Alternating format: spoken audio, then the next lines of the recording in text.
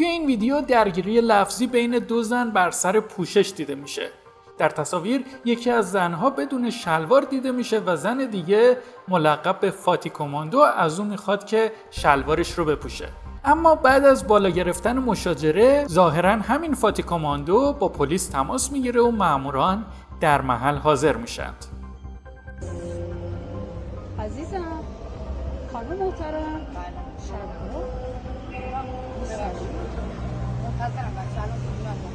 خیلی کار زشته.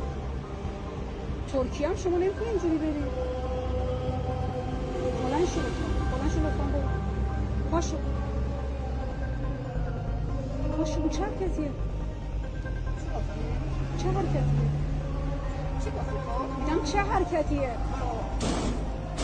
تو حق نداری اینجوری بچرخی.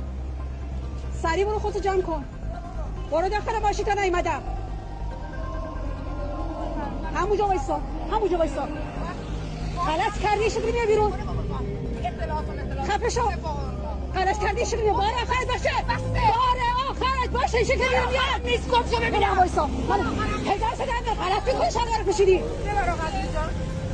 برو گم شو. همینجا بکن پاس.